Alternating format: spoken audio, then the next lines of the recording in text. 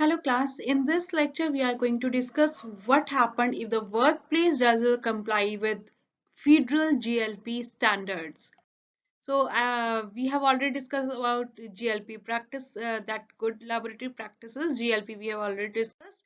So here we are going to discuss that what happened if someone is not complying with the federal guidelines, right? So first, subpart K, disqualification of testing facility.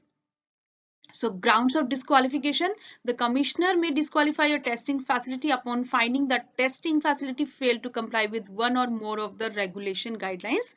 Non-compliance adversely affect the validity of the non-clinical laboratory study. So thus, if it can be shown that such disqualification did not affect the integrity and outcome of the study itself or did not occur at all, then they may be. Upon disqualification, if the commissioner finds that the facility show a non-compliance any of the ground after the hearing, then a final order of non-compliance will be sent to the facility with explanation.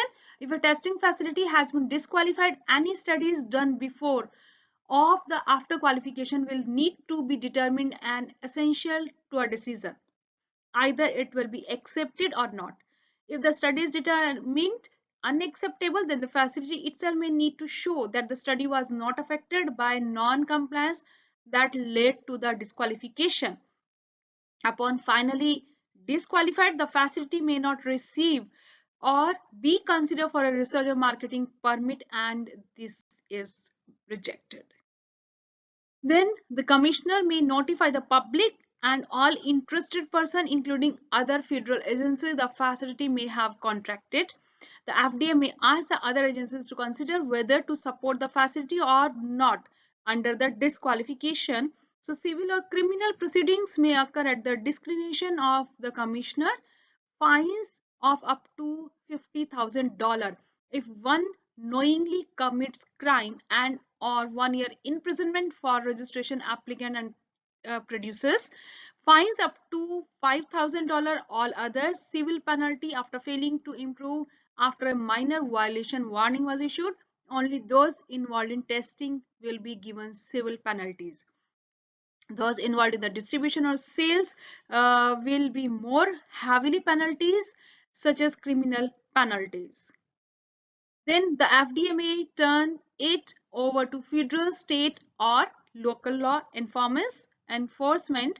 The facility sponsor may terminate or suspend the facility from doing any non-clinical study for a permit. The sponsor is required to notify the FDA as in writing within 15 working days that the facility is to be suspended or terminated, and why. So then, reinstatement of a disqualified facility: the commissioner will inspect the facility and determine if it shall be reinstated. If it is reinstated, the commissioner is required to notify all persons that were notified of the disqualification, including the facility itself. Conclusion: these regulations specify minimum standard for the conduct of safety testing to achieve great results with minimal adverse effects.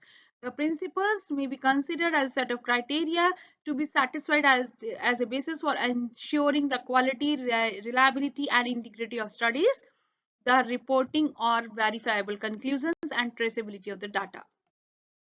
So these are the references. Thank you.